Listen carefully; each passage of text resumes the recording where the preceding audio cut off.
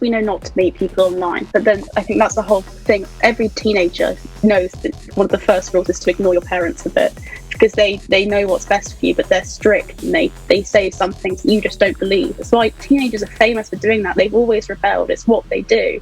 So when you have people telling these teenagers, don't meet up with people online, don't talk to strangers online, don't send photos of yourself, of course they're going to do it because they just want to rebel.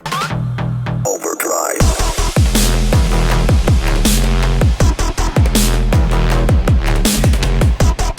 Those online dangers we've seen from the Internet Watch Foundation. I think there's been a huge explosion in online images of young children, I think as young as 9. Tell me what you have heard about that and what your fears are about that among your generation. Other older generations may not even understand how that could even come about. This is a danger that a lot of older generations don't seem to understand, and they think is the one that's very easy to avoid because they don't know what it's like. But there is this, when people are stuck at home, they talk to people online because that's the only way you can communicate with your friends, and as a result they'll meet new people from different schools, different areas that they don't really know. And even though those relationships are online and you're not really physically threatened by that person, emotionally there is a threatening level there. So I've had someone who tried to tell me that if I didn't send them revealing images of myself, they would hurt themselves in certain ways. And I blocked them immediately because I didn't, I thought that was horrible. But other people who aren't able to make those steps and sort of get pulled into that, they worry that it's their fault. They feel like they're responsible for what this other person's doing. That's so dangerous. And that's how it happens. It's emotional blackmail, really, that makes these people get those images out of children. And then, of course, those children are then exposed and vulnerable online, which is absolutely disgusting. I mean, it should be policed more online to begin with. There should be a stricter sort of is it not policed? Watch on what children are doing. Is it not policed? No, what kind of apps are I mean, obviously, how do people get hold of you? Surely you could say teachers teach you and school tells you don't ever talk to anyone that you don't know.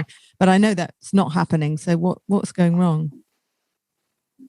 Well, there's a few apps, one specifically that's essentially like a dating app for teenagers where you swipe left and right on who you like and things like that, where it's so easy for people to target young people and pose as other young people because there's so many things that are specifically designed for teenagers.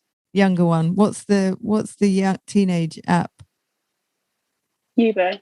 Oh yes, yeah. No, I've heard of it. Yeah, so it's easy to meet people. Yeah. Yeah, it's like a clone of Tinder essentially, but for teenagers, and that's who it's targeted towards. But there's so many creepy people on there who are trying to get to young people and sort of manipulating them. And I know so many people that have that app and have met people online through it and met up with them afterwards. The app, people are meeting people online that they don't know. Don't you all know not to sort of? Well, I suppose you're vulnerable. And tell me about that.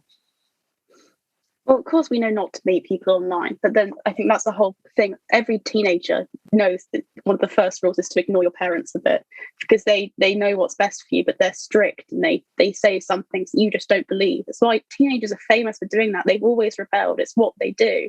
So when you have people telling these teenagers, don't meet up with people online, don't talk to strangers online, don't send photos of yourself, of course they're going to do it because they just want to rebel.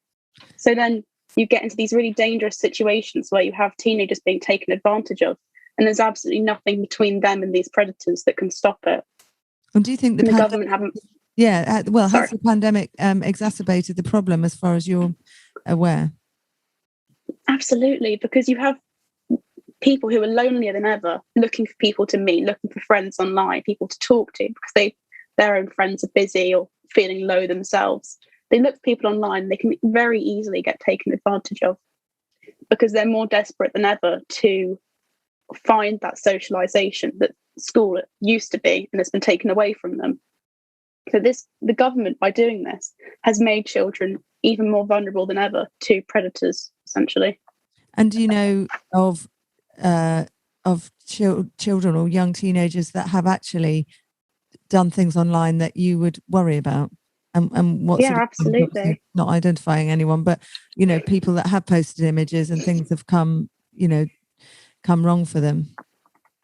Well, yeah, I mean, I've had friends who have spoken with adults online who posed as younger people, or spoken to adults who told them that they'd buy them things, or sort of manipulated them into different things of sending images of themselves.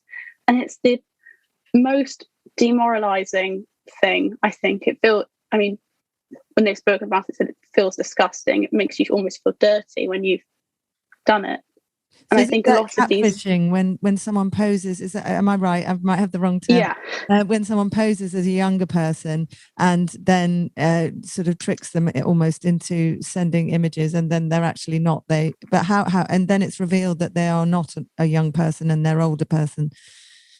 I mean, Yeah. is that what happens? Yeah, it happens a lot, because a lot of the time these people aren't those 40-year-old men who are sat and creepy.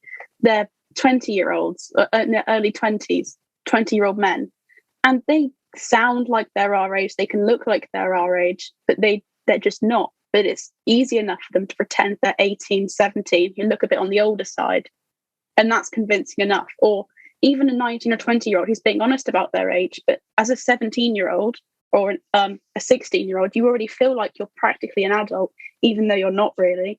So you start to think it's okay for me to mix with these people who are older than me, because I'm basically an adult myself, and you're just a child and extremely naive and immature still.